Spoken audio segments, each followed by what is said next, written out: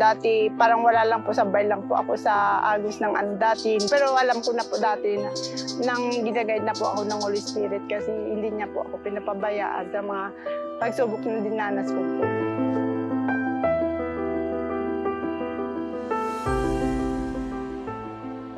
Nung bata pa po kasi ako, yung papa ko, lagi po sila nag-away ng mama ko dahil po yung papa ko, ano po siya, nagsusugal po, nagiinom po. So, pag uwi niya sa bahay, wala na po siyang sahod na natitira. So, nag-aaway po sila lagi hanggang dumating po ang panahon na kailangan kaming iwan ng mama ko. Pumunta siya dito ng Maynila para magtrabaho. Hindi po namin alam na yung pera pala na pinapadala ng mama namin para sa amin, sinusugal pala ng papa ko. Hanggang dumating po pala sa dulo na binigay po ako ng papa ko sa kumpare niya. Tapos pinalitan po ako ng bigas yata. Pero kakagustuhan ko po na ayaw ko po talaga maiwalay sa kapatid ko. Tumakas po ako dun sa bahay. Tapos bumalik po ako sa amin. Tapos nung kwento ko po sa mama ko yung mga ginawa ng papa ko sa amin, nag-desisyon yung mama ko na hiwalayan yung papa ko. Pinalipat kami ng bahay noon, ng mama ko. Kasi doon kami nakatira sa tita niya. Pinalipat kami kasi nga po, sinasaktan kami ng tita niya. Nagagalit yung mama ko, sinasaktan kami. So nagbukod kami. Tapos ako po nag-aalaga po sa dalawa kong lalaki na kapatid. Ako po nag-asikaso sa pag-aaral namin. Nag-aaral kami kasi po yung mama namin, siya yung nagtatrabaho. Kasambahay po siya.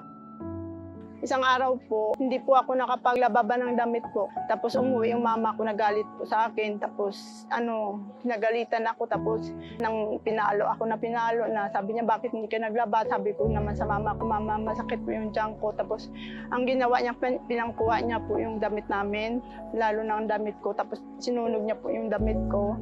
Tapos nung time na yun, nang gusto niya pa ako mubaran nun kasi sunugin niya yung damit ko. Pero lumaban po ako sa kanya.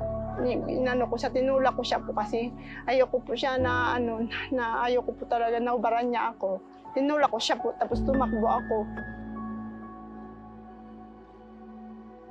Tapos lalayas na po sana ako, pupunta na po sana ako sa Iloilo. Sasama ako sa hindi ko kilala na tao. Kasi tapos na balitaan po ng tita ko na gano'n. Tinakbo niya ako doon sa pinigilan niya ako na sumama doon. Tapos yung tita ko nagupup sa amin. Tapos binalik niya naman po ako sa bahay noon. Nung mga 2 linggo po pa. Hindi na po galit yung mama ko sa akin. Tapos nung dumating na yung araw, hiniwalay kami ng amo ko at saka ang amo niya, pinaghiwalay kami, bali dinala ako dito sa Maynila.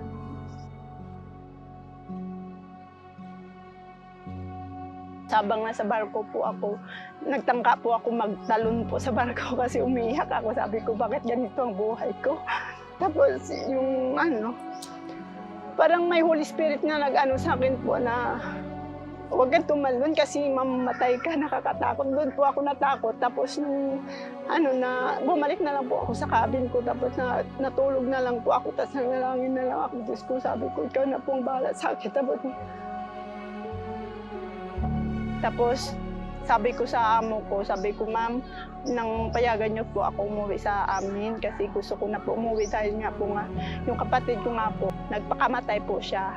Yung nilaslas niya po yung liig niya kasi nga nung nalaman niya na nakulong yung isa kong kapatid sa bunso, na nilaslas niya yung liig niya dahil yung mama namin, pinabayaan yung kapatid namin, hindi inisikaso kaya nakulong, kaya naglaslas siya. So ngayon ako nagtrabaho po ako ng dito sa Manila bilang isang gwardiya po. Tapos ako po yung nagpadala ng pera nung time na yun para ipagamot siya. At saka nagpasalamat po ako sa Panginoon kasi po binigyan po siya ng isang buhay pa. Nung galing po ako sa Saudi po, doon na po ako nagsimula na nagbabasa ng Bible. Tapos doon na po, parang unti-unti na ako binao ng Diyos. Yung kapatid ko po nasa kulungan, binisita ko po siya pag uwi ko po dito, binisita ko siya. Tapos kaya yung ang kapatid ko, nagbigay sa akin binigyan niya ako ng Bible. Yung sabi niya, basahin mo yan. Tapos simula nung binasa ko po, na doon ko na po na unti-unti na, ang salita ng Diyos. Tapos parang unti-unti na po ako nagbabago nga, nagsisisi na po ako. Gabi-gabi po pag natutulog po ako, umiyak po ako. Tapos humihingi po ako ng patawad dahil nalaman ko na mga kasalanan ko dati na hindi ko po alam na hindi pala tama ang ginawa ko. Simula na nung na po, yung sabi ko, paano kaya kung mag-follow ako sa mga AWR at saka sa Adventist. Ang sister doon sa kulungan, binigyan ako ng chinili niya sa akin yung programa ninyo na AWR. Tapos yung lumabas po yung Adventist Church, pinalo ko din po siya. Tapos nag-visit, nung nag-comment po ako, nag-message sila. Tapos kayo din, nung nag-comment ako sa programa niyo, nag-message din kayo. Ako po ay nanonood sa Adventist Radio sa AWR. Nanonood po ako lagi at na gusto ko pong pakinggan yung mga salita ng Diyos para gusto ko pong malaman yung marami pa akong malaman about sa Kanya. Kaya doon po unti ako na bago yung ko po, pananaw ko na sa buhay na magbalik loob na po talaga sa Kanya.